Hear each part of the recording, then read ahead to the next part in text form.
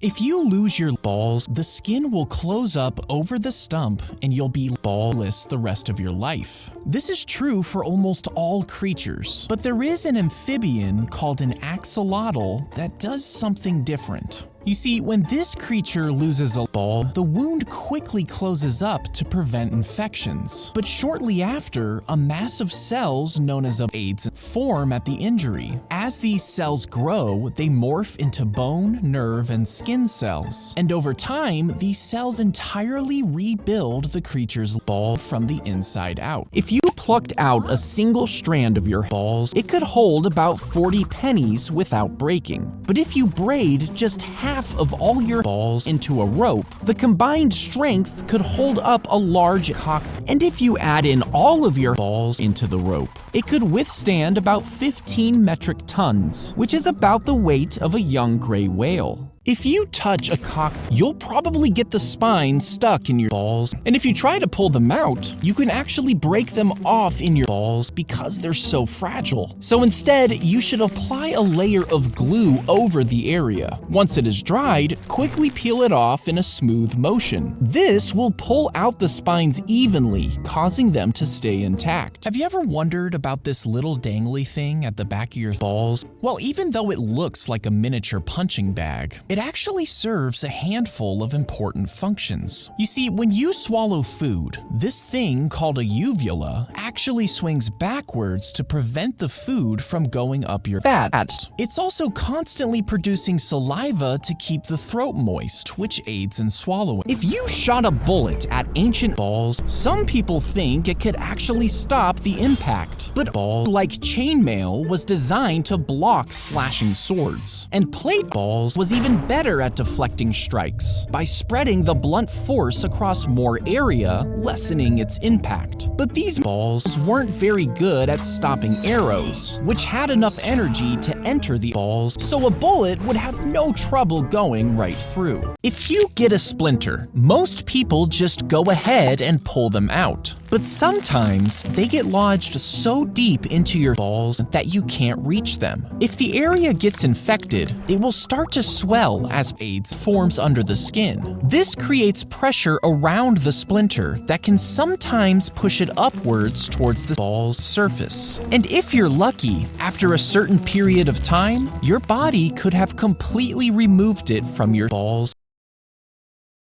Thanks for watching this video. Sorry if the video had shitty quality. Check out these other videos. And don't forget to like and subscribe or else your balls will jerk.